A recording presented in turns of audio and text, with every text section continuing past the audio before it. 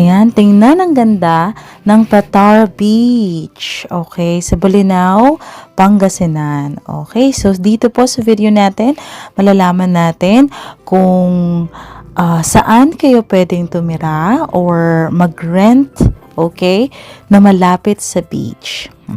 Walking distance lang. Ayan. So, ngayon, tingnan muna natin kung gaano kaganda, kung worth it ba na pumunta dito sa Patar Beach. So makikita nyo, no, napakaganda din ng buhangin, beige ang kulay, napaka-linaw ng tubig. Sometimes, pag rainy season, may mga nagpa-float talaga na, alam mo yon, yung halaman dagat. Okay? So, natural lang yon. Okay? Pero dito, pumunta kami ng August, so tag-ulan din, pero makikita nyo naman na ang ganda pa rin, di ba? So, yung lalaki yan na nakikita nyo, siya yung may-ari ng transient na tinutuluyan namin. Ang pangalan po niya ay Jose, pero ang name ng kanyang transient ay Ruth Transient. Ayan. So, pwede po kayong mag-inquire or pwede nyo pong tingnan yung kanilang FB page. Ayan, para sa mga rates. Ayan, so makikita natin, no, napakarami pa rin mga tao ang pumupunta kahit na, tingnan nyo, ano yan August, so rainy season yan, pero ang dami pa rin tao. Yung mga black na yan na nakikita nyo, yun yung mga sinasabi ko sa inyo ng mga halamang dagat. Yan, tingnan natin ulit yung sand, kasi marami yung may particular sa kung gaano kaganda yung sand eh. Ayan, ayun siya. Ayan, syempre may mga models tayo.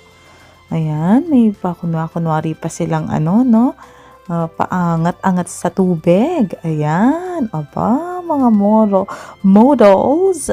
Aba, iba talaga. Ayan, so tingnan naman natin yung tubig. Kung malinaw ba. Ayan. Ayan. Ang gamit ko po ay Samsung. So, yan po ang kuha ng ating Samsung phone. Ayan. So, ayan. Ang mga models natin. May pa ganyan-ganyan pa silang nalalaman. Ayan. Ayan. Okay. So, makikita po talaga natin na worth it yung pagpunta. Kami po, from Pampanga kami. Ang travel time namin, maybe mga 6 hours. Ayan. Ayan, pwede ka mag-pictorial. Ayan. O, tingnan na natin, no, yung bahay na pwede nating puntahan. Ayan, inutusan pa ako na magdala kasi panay, lang ako, no? Panay ganda lang. Ayan. So, inutusan nila ako na magdala ng itlog. Ayan, no, isa pang nagre-reklamo. Tumulong daw ako. Magpapa ng mga gamit. Ayan. Ayan. Nakasasakyan lang po kami. Umalis kami dito sa Pampanga, mga siguro before 7. And nakarating kasi kami doon mga 1. So, mga 6 hours travel talaga siya. Ayan. So, papunta na po tayo sa ating pwedeng tuluyan. At mamaya, makikita natin kung gaano kalapit yung beach doon sa transient. Ruth Transient. Okay? Nabubulol pa ako. Ayan, yung may-ari ng Transient. Ayan. So, pasok lang tayo. Doon tayo sa bandang dulo. At syempre, may mga models ulit. Ayan, models. So, ang ating mga models. Ayan. Ayan. Ito po. Aba, nauna sila. Sila po nagmotor lang. Yung mag-asawang yan, at saka yung babae kanina, nagmotor lang sila from Pampanga. So, pwedeng motorin. Ayan. Ayan yung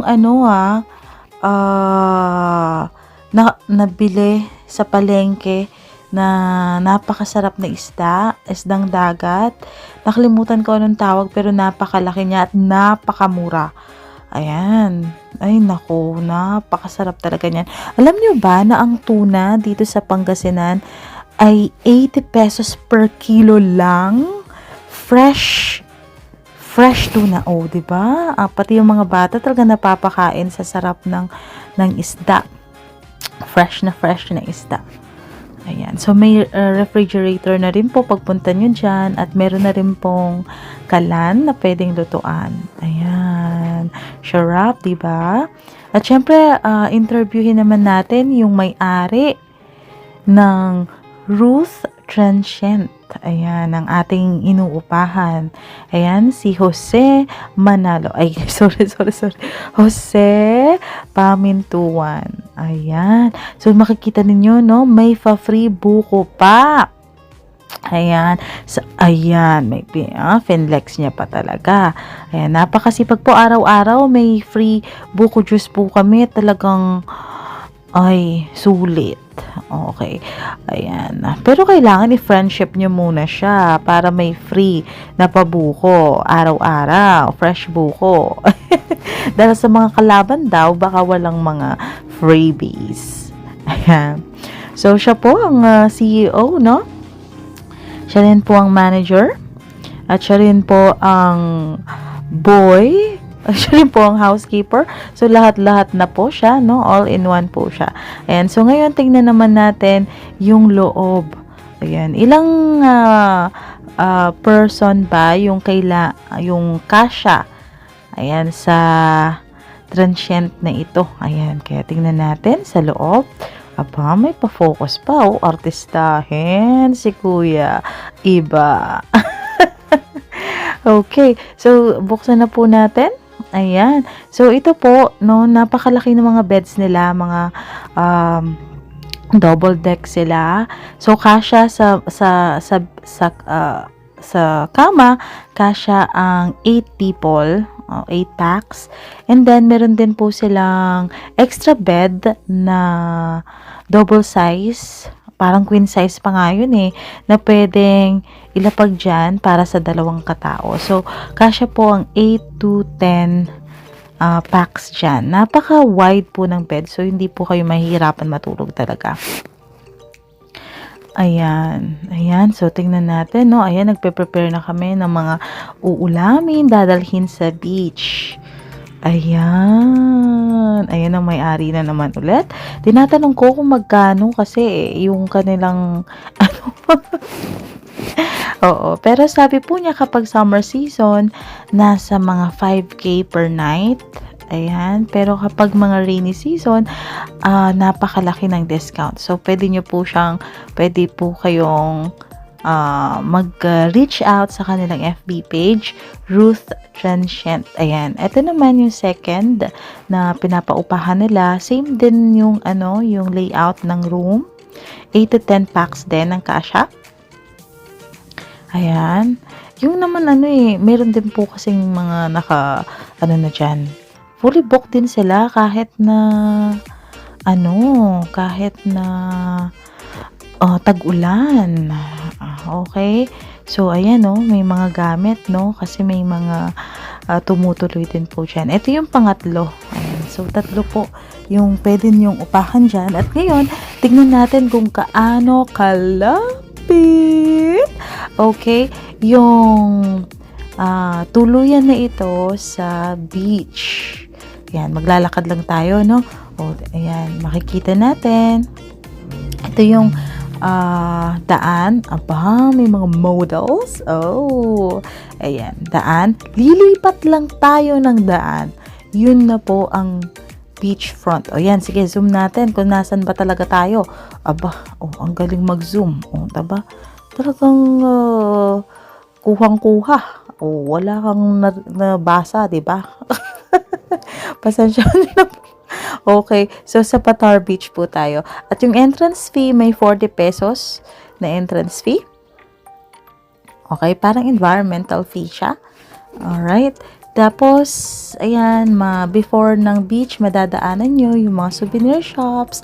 So, kumpleto po yan. May mga dresses and mga keychains, ref magnets, and marami pa pong iba. Ayan. May mga maganda rin yung mga wall painting nila.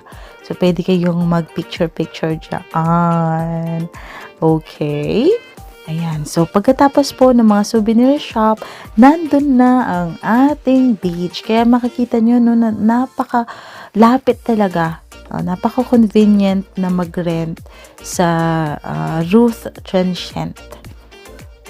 Napakabait pa ng may-ari, pwede niyong pakiusapan. At pwede niya kayong tulungan kapag halimbawa gusto niyo nung mamili ng mga murang isda, mga talaba, mga, ay nako, ng mga, ano yun, mga lobsters. Ay grabe, pwede po niya kayong tulungan. Kasi namili kami, yung second day namin, namili kami ng mga isda. Napakarami nilang nabili na seafoods at napakamura lang. Like I said, no, ako mismo nakabili ako ng 80 pesos per kilo na tuna. Ay nako, sharp. Ayan. So, ayan yung mga cottages na pwede nyo pong i-rent. Ang rent po ng cottage is 500 pesos. Ayan. Tapos, may ano din po dyan, may volleyball net. Pwede kayo maglaro ng volleyball. Tapos, napakalawak din ng beach. Tignan nyo naman. Hanggang doon. Hanggang, ayan. Tapos, rainy season, pero napakaraming tao. Ayan. Diba? Maganda na rin yung buhangin niya. Kasi maputi. Ayan. Kapag kasi nasanay ka na sa maputing buhangin, kapag nakakapunta ka sa maitim, parang di ka masyadong satisfied, no? Pero dito, ayan, talagang, ayan sinasabi kong volleyball. Pero dahil sa marunong talaga tayong mag-zoom, ayan, talagang kuhang-kuha, diba? Diba? Kainis. Okay, nabubulunan na tayo at tingnan naman natin. Ayan yung mga people. Ayan ang mga models natin ng mga people. Ayan. So, may dala po kaming kape. Ayan, magkakape kami. Ayan, sa Dalampasigan. Ay, Dalampasigan Beach pala to. Ano ba yan? Okay. So, ayan po ang aking pamangkin. Ayan, kunwari, shy type sila. O, diba? Ayan. Hindi to shy type pa. Okay. Ayan. So, may dala po kaming kape kasi magkakape kami dito. Ayan. Pwede rin po kayong mag-tent, no? Ang gusto niyo para hindi po kayo naaarawan habang swimming. Ayan. Ayan ang aking isang pamangkin pa. Talagang enjoy na enjoy. At yung sa experience ko hindi makati ang tubig. Hindi makati ang tubig. Kasi malinis. Kung titignan nyo naman, diba? Diba malinaw at malinis ang tubig. Ayan diba?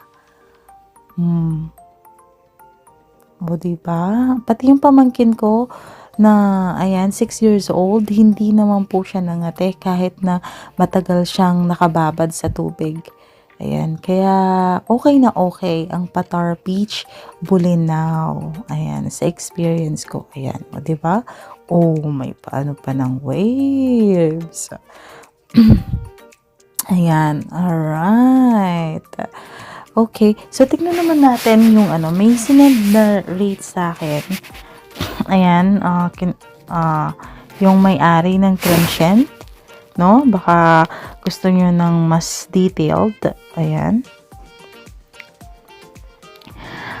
Yung season, yung off-season, like nitong rainy season. Ito po rainy season, inuulit ko pero hindi siya umuulan. Pero pag bandang hapon, umuulan.